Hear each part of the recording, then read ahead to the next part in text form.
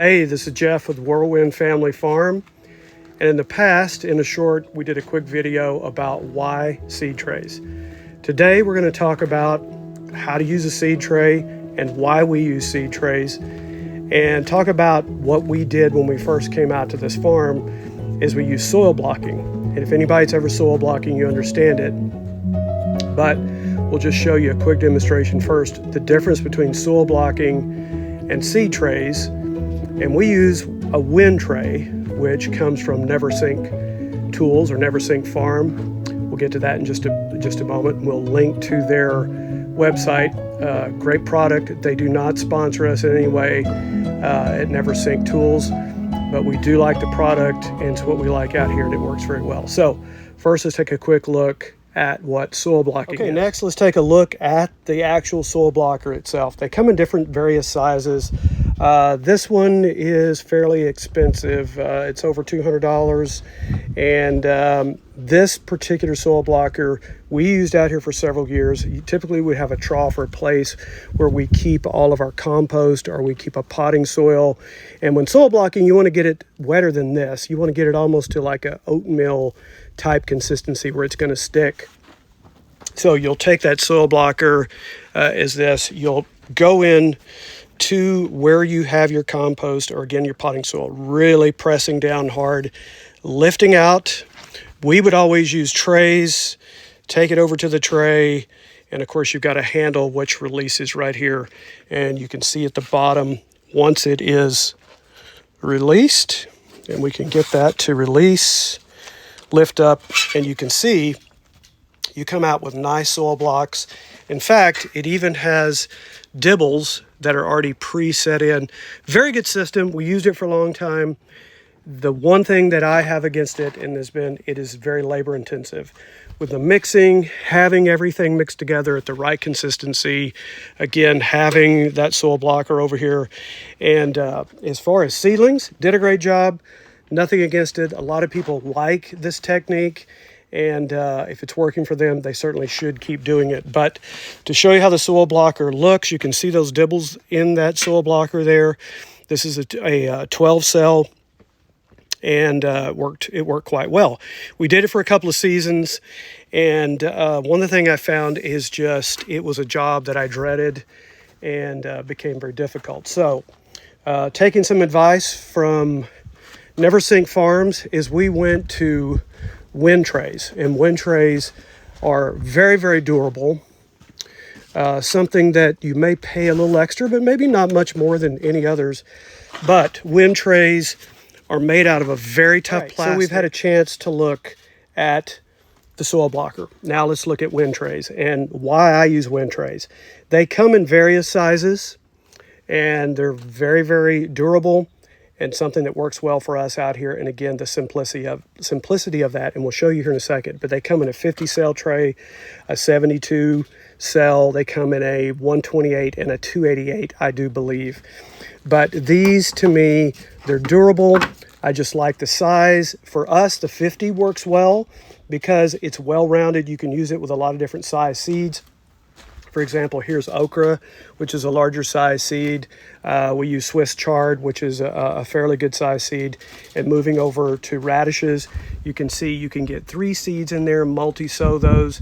And so you've got 50 cells with 3 seeds in each cell. So that's one of the reasons we use a 50 cell, but you may like the 72 or the 128, or even for smaller seeds, if it's a type of lettuce, you may want to go to the 128 or 288. So that's why we do use those. And I want to stress this. There's many, many good seed trays out on the market. This is a particular one we landed on just because it's made out of a very, very molded, tough plastic. I like the fact that they are open in the bottom. They have a lip here to hold the soil in place. They're self-pruning. So there again, you won't have those roots running into each cell where they're going to attach. So when they're pulled out, everything is separated nicely. You can work your finger into that in the bottom to push out that seedling simply. Where to me, one of the issues I had with soil blocking is while these were great and fantastic, you can see they're setting next to each other, and you would actually get roots that would start running into the next cell block. So when you went to go and plant those individual seedlings out there, sometimes you would I would take a small little spade or shovel and have to separate those out because the roots would start growing into the next cell next to it. So that's one of the reasons that we went to the Winstrip tray. Again, those are sold by Neversink Tools, Neversink Farm. And again, we'll link to that. We'll put that link in the description below. And next we're going to see just the simplicity and why I went to these Winstrip trays. So let's take a look. Okay, now we've talked about the Winstrip tray, why we've chosen the different size Winstrip trays. Again, we've settled on the 50, and this is the whole reason that I switched over from actually using soil blocks, the simplicity. You can see here I have, which you have either your compost or you have a potting soil. I get my Winstrip tray, set it in there like that, and as simple as that is I take the compost, put it into each of those cells, make sure that each one's getting covered. So you can see already the lack of effort that's needed for this. So all you need to do now is just tap it down, make sure it's good and tapped. I never take my thumb, and you'll see a Neversink Farm, they talk about this as well. If you're pushing these down, you're just really wasting your compost or your potting soil. It's not needed. So once it's been tapped down, I come back and level off the top. Let's just take a couple of minutes here, make sure that we've got it fully spread across, and that's it. It's ready to go. The next step, I'm going to show you how to use the dibbler. I will tell you at Neversink Tools, they also sell a dibble board that sets on here. I'll put a picture of that at the end of the video. It sets on it and you can put all the dibbles at once. I like to do it by hand. It is less expensive, and I can also adjust how deep I want that dibble to be. Again, the dibble is just the depth of what I'm making a little indentation for the seed. If it's a charred seed, it's bigger. I'm going to have to make a bigger dibble. I'm about to plant some jalapeno seeds, which are tiny, so the dibble is not going to be very big. So let's go over, we'll move over there and I'll show you how that planting is. Okay, to the last stage of the wind tray, we've put our potting soil or our compost, and again, I use a compost that we buy that's made commercially. It has not been sieved, but it doesn't have a lot of large, and we'll get into compost on other videos, but this doesn't have a lot of woody material. It does have some.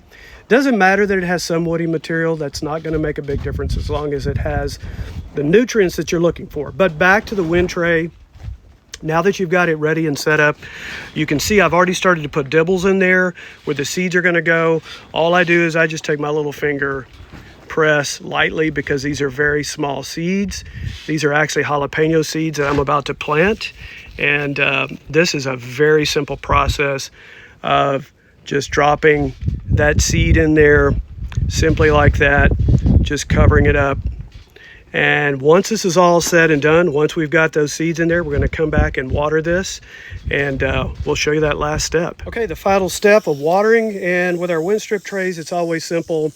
I'll take a Winstrip tray, pick it up. If it feels fairly heavy, it's probably wet enough. But with our seeds that we just planted and just showed you, we'll just gently go over. I'll use just what I call the shower setting on this water wand, and just go in simply, easily, put a little bit on there, let it soak in.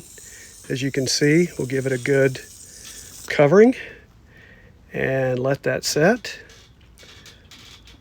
Let that water soak in, and we'll give it just another quick round over those seeds, and then check back with it in a few hours.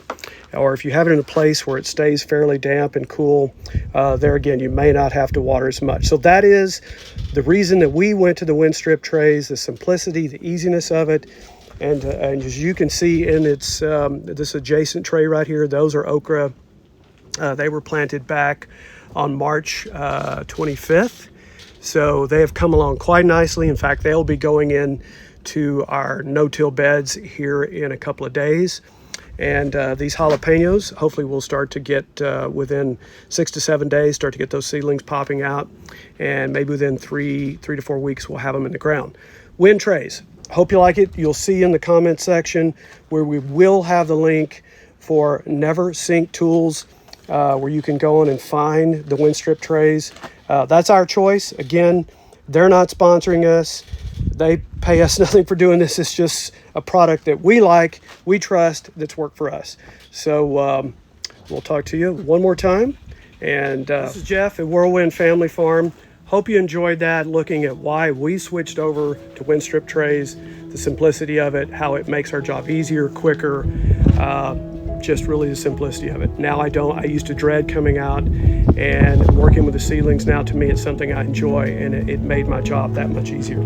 So like this video, please give us a like, subscribe, and hit that bell for notifications, because we've got a lot of content coming your way for all those spring gardens, for those backyards, any place that you're trying to grow some good vegetables that you and your family can enjoy. Tune in for Whirlwind Family Farm. We'll help you along and make your planting process a little bit easier. Take care.